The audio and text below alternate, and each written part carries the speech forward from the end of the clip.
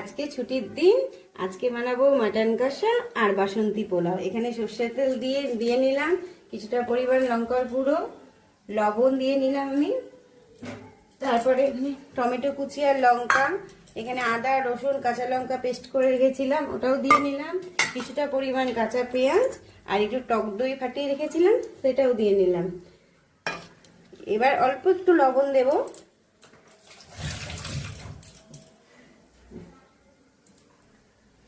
অল্প একটু লবণ দিয়ে নিলাম। এবার আমি ভালো করে মাখিয়ে আধ ঘন্টা মতন মাখিয়ে রেখে দিলাম। কড়াই চাপিয়ে সর্ষের তেল দিয়ে নিয়েছি আমি গোটা ফোড়নের জন্য, তেজপাতা, শুকনো লঙ্কা, গরম মশলা আর এলাচ, আর এখানে পেঁয়াজ কুচি করে রেখেছিলাম। পেঁয়াজটা তেলে ব্রাউন কালার অবধি ভেজে নেব। ব্রাউন কালার অবধি ভাজা হয়ে গেছে, আমি মাংসটা ম্যারিনেট করে রেখেছিলাম, এবার আমি কষে নেব। কড়াইয়ে মাটন কষাটা চলছে, ওখানে কষা হচ্ছে, আর এখানে আমি পোলাওটা রেডি করে নিচ্ছি। এখানে চাল নিয়ে নিয়েছি, গোবিন্দভোগ কাতক চাল, সাদা তেল, একটু পরিমাণ ঘি দিলাম, একটু লবণ পরিমাণ মতন, আর 1 চা চামচ মতন হলুদ, আর এখানে কাজু আর কিশমিশ। এবার আমি ভালোভাবে চালটার সাথে মাখিয়ে নেব। এইভাবে বাসন্তী পোলাও করলে খুব তাড়াতাড়িও হয়। মশলা থেকে একবারে পুরো তেল ছেড়ে দিয়েছে, দেখেন কত সুন্দর রঙও চলে এসছে।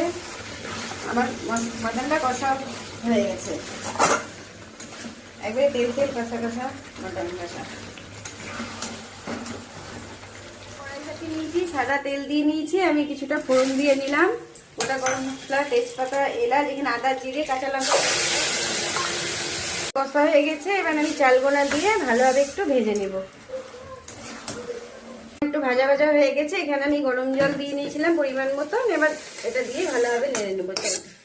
পোলাওয়ের মশলাটা দিয়ে নিলাম, আর এখানে চিনি পরিমাণ মতন দিয়ে নিলাম, আমি ভালোভাবে নেড়ে নেবো। পোলাওটা হয়ে এসেছে, বাসন্তী পোলাও আর সাথে এরকম মাটন কষা।